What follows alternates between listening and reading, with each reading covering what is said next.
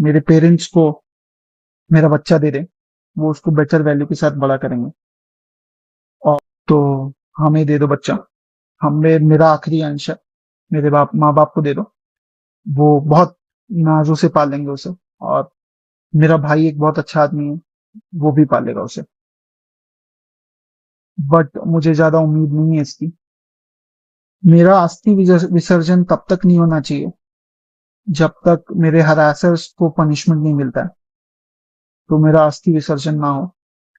अगर इतने सारी चीजें, एविडेंस और सब कुछ होने के बाद भी अगर कोर्ट, ये जज और मेरे बाकी के हरासर्स को पनिशमेंट नहीं देती है और बरी कर देती है, तो मेरा जो अस्थि है वहीं कोर्ट के बाहर किसी गटर में बहा देना चाहिए, ताकि मैं ये जान जाऊं, हमेशा हमेशा के लिए मैं ये अपना लेसन सीखता रहूं कि इस देश में क्या वैल्यू है एक लाइफ की।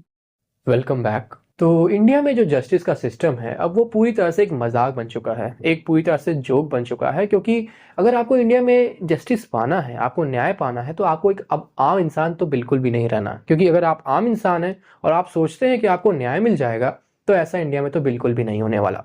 अब यहाँ पे न्याय या जस्टिस सिर्फ उन्हीं को मिलता है जिनके पास पैसा है, पावर है, या वो एक वुमेन है। जी हाँ, महिला है आप अगर, तो आपको न्याय तो बहुत आराम से मिल जाएगा।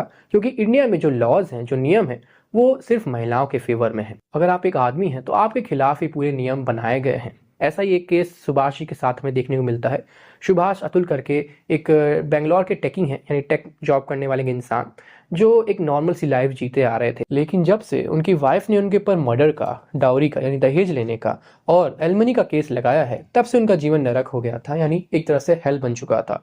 उसके बाद उन्होंने एक वीडियो बनाई जिसमें उन्होंने बताया कि उनकी वाइफ, उनके जो साले साहब हैं, यानी जो उनकी वाइफ के भाई हैं, और जो उनकी वाइफ की माँ है यानी उनकी सास, और जो एक जज हैं, सिविल जज, उनके ऊपर उन्होंने इल्ज़ाम लगाया कि ये चार लोग, इन चार लोगों ने मुझे इतने एक्सट्रीम स्टेप्स लेने को मजबूर कर दिया।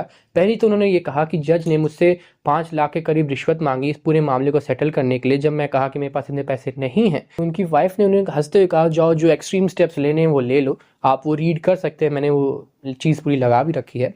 सो इस तरह कुछ मामला हुआ था जिसको लेकर के जो सुभाष जी हैं, वो इस एक्सट्रीम स्टेप पे उन्हें आना पड़ा, क्योंकि उनको इतनी प्रताड़ना झेलनी पड़ी थी। उन्हें बताया कि पिछले 6 महीनों में मैंने 120 बार जौनपुर चक्कर लगाया है, मेरी लाइफ इतनी मिजरेबल हो गई है जिसका मैं कोई अंदाज़ा नहीं बता सकता हूँ। सो इसलिए उन्होंने ये एक्सट्रीम स्टेप्स लिए।